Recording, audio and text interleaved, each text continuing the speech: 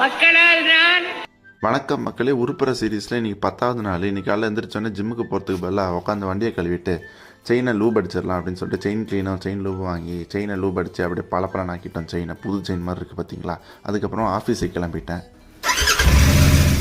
ஆஃபீஸுக்கு கிளம்பி போகிற வழியில் ஹைவேல அப்படியே பாட்டு கேட்டுட்டு ஜாலியாக வண்டி ஓட்டிகிட்டு அப்படியே ஆஃபீஸ்க்கு வந்து சேர்ந்துட்டு என்னோடய ஃபேவரட்டான பிளேஸில் உட்காந்து ஒர்க் பண்ண ஆரம்பித்தேன். அப்புறம் பார்த்தா லேப்டாப்பில் சார்ஜ் இல்லை. சரி நீங்கள் ஒரு கதவை திறந்தால் அது உள்ள சார்ஜிங் சாக்கெட்லாம் இருக்குது. சரி நல்லதாக போச்சுன்னு சார்ஜ் போட்டு ஆஃபீஸ் முடிச்சுட்டு அப்படியே ஜிம்முக்கு வந்துட்டேன். இன்றைக்கி வந்து இந்த ஏத்திக்ஸ் ஃபிட்னஸ் நகர்நல்லூரில் இருக்க ஒரு ஜிம்மு தான்.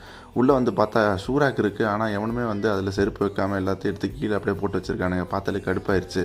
அதுக்கப்புறம் சரி எதுக்குடா இதெல்லாம் கண்டுக்கிட்டு அப்படின்னு சொல்லிட்டு நான் ஒர்க் அவுட் பண்ண ஆரம்பிச்சிட்டேன்.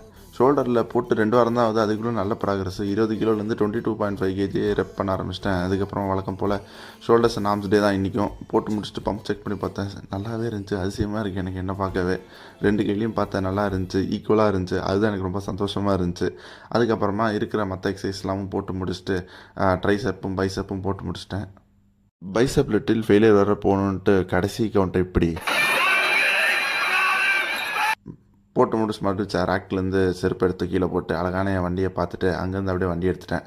அதுக்கப்புறம் எப்போ கடைசியாக நான் வாழ்ந்த வீட்டில் ஒரு வாட்டி உட்காந்துட்டு வந்துடுறேன் அப்படின்னு சொல்லிட்டு இன்றைக்கி வந்து டிஎல்எஃப் தான் வந்திருக்கோம். வளரும் நினைவுகள்லாம் பார்த்துட்டு அப்படியே என்னுடைய நாளை முடிச்சுக்கிட்டேன் மக்களே. பாய் பாய்.